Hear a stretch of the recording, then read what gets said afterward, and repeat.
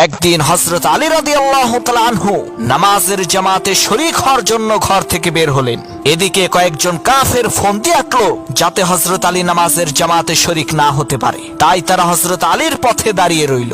হযরত আলী তাদের কাছে আসলে তারা হযরত আলীকে জিজ্ঞেস করলো, আলী, আমরা তোমার কাছে কিছু জানতে চাই, দয়া করে আমাদেরকে বলবে সেই বিষয় সম্পর্কে? হযরত আলী বলল, কি জানতে চাও বলো। কাফেরেরা বলল, হে আলী, তুমি বলো তো কোন প্রজাতির প্রাণী ডিম দেয় আর কোন প্রজাতির প্রাণীরা বাচ্চা দেয়? সেই কাফেরদের প্রশ্ন শুনে হযরত আলী রাদিয়াল্লাহু তাআলা আনহু সাথে সাথে উত্তর দিলেন, যেই প্রাণীর কান বাহিরে থাকে সেই প্রজাতির প্রাণীরা বাচ্চা দেয়, আর যেই প্রাণীর কান ভেতরে থাকে সেই প্রাণীরা ডিম দেয়। সেই কাফেরেরা লক্ষ্য করে দেখলো কথা তো সত্য। তারা বিস্ময়ে বিমূঢ় হয়ে বলতে লাগলো, সর্বনাশ, আমরা নিজেরাও তো এই প্রশ্নের উত্তর জানি না। হযরত আলী কিভাবে এর নির্ভুল উত্তর দিল?